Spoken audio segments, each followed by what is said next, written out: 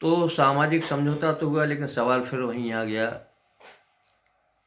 कि इस सामाजिक समझौते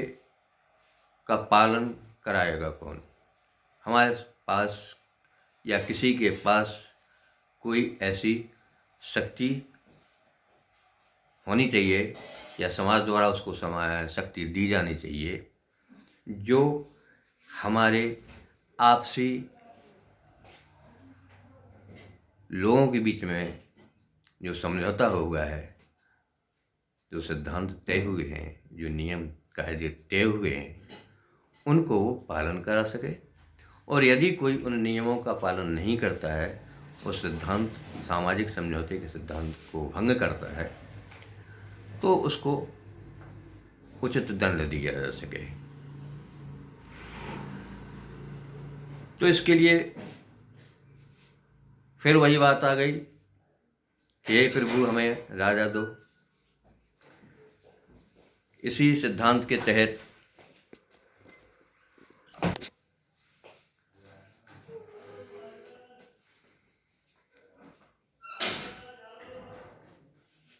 इस विचार से इस सामाजिक समझौतों को पालन करने के लिए एक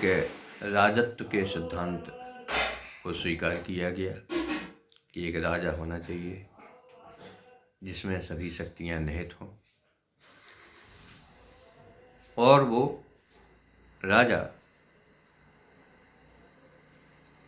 जनहित में शासन करे, लोक कल्याण की भावना से दंड और पुरस्कार का अधिकार रखे। इस राजत्व के सिद्धांत को स्वीकारा गया और धीरे धीरे समाज में एक राजतंत्रीय व्यवस्था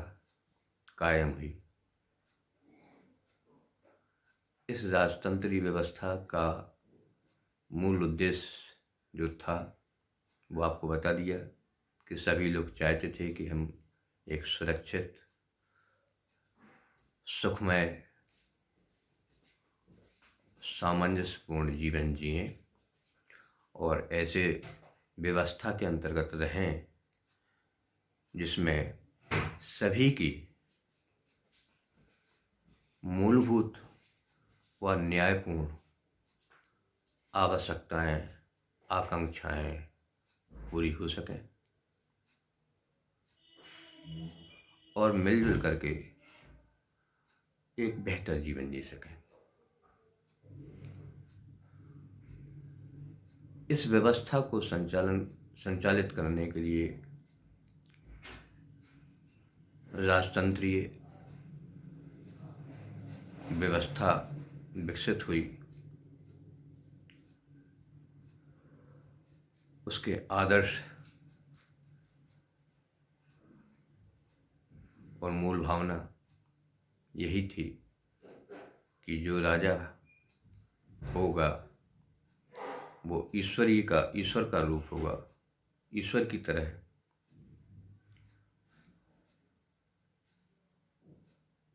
वह पिता की तरह समाज के सभी वर्गों को, सभी लोगों को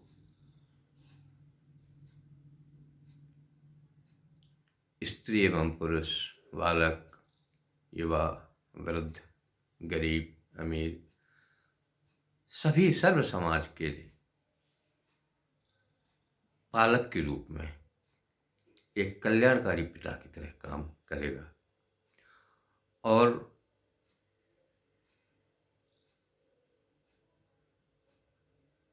उसकी स्वयं की आकांक्षाएं, स्वयं की महत्वाकांक्षाएं न्यासी की तरह होंगी, स्वामी की तरह नहीं होंगी। लेकिन विकास के क्रम में हम देखते हैं, रामायण में चौपाई है कि प्रभुता पाए काहे मद नाही। जैसे जैसे राजत्व का सिद्धांत विकसित होता गया,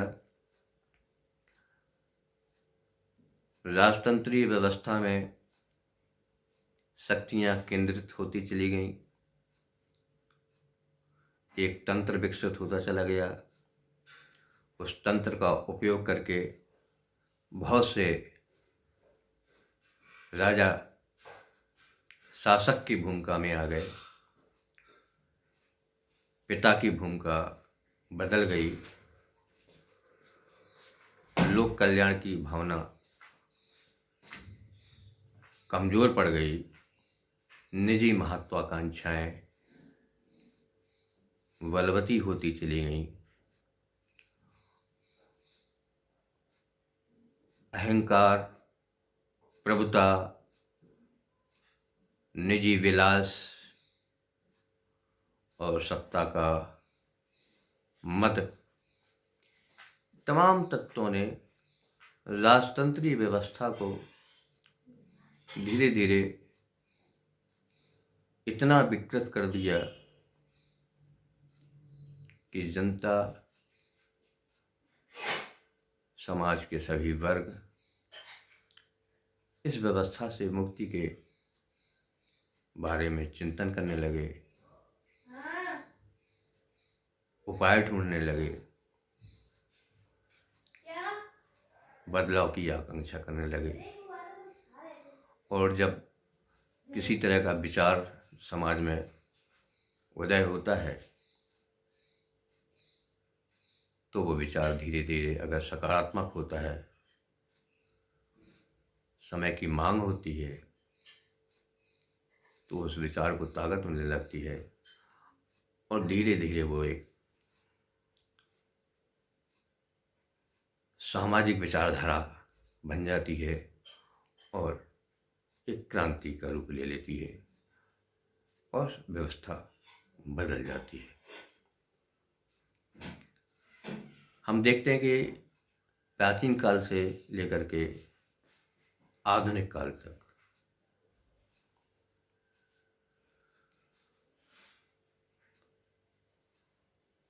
शासन की,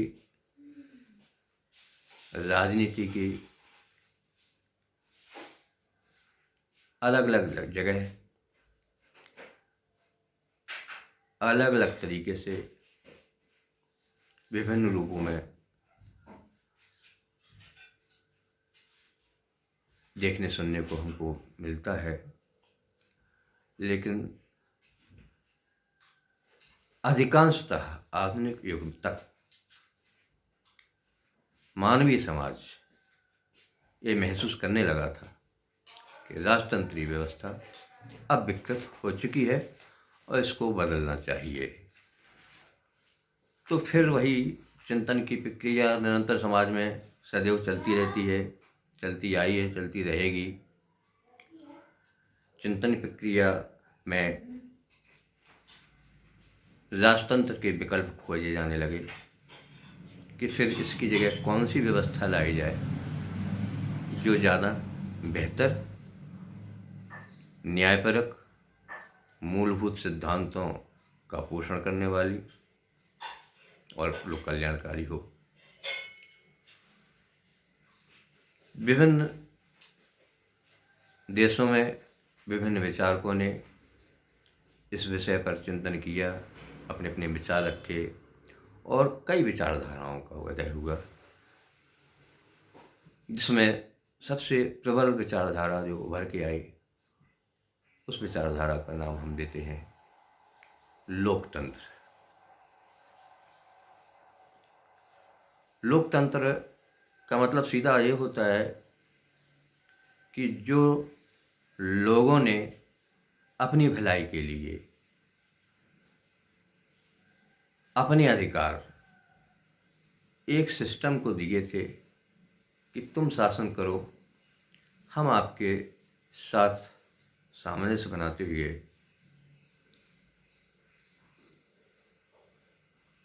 आपके प्रति निष्ठा रखते हुए आपका सहयोग करेंगे। और इस प्रकार से सभी लोग सुखी जीवन जिएंगे। लेकिन जब राजनीतिक राजतंत्र व्यवस्था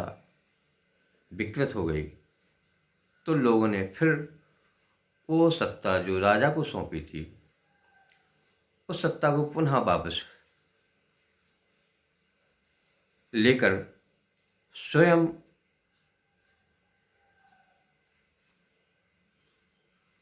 राजसत्ता के इस तंत्र को स्वयं चलाने का निर्णय लिया और ये निर्णय को बल मिला। समाज के सभी वर्गों ने ये चाहा कि अब हम स्वयं ही मिलकर के शासन करेंगे, किसी एक व्यक्ति के या एक समूह के हाथ में सत्ता नहीं रहना चाहिए। तो इस विचार के बदलाव में विकल्प के रूप में जो व्यवस्था उभर के आई उसको हम लोकतंत्र कहते हैं। लोकतंत्र का सीधा सा अर्थ है कि लोगों की सीधी भागीदारी अपने लिए स्वयं कानून बनाना, स्वयं व्यवस्था बनाना और स्वयं उस व्यवस्था को इस प्रकार संचालित करना कि कोई उत्पीड़क न बन सके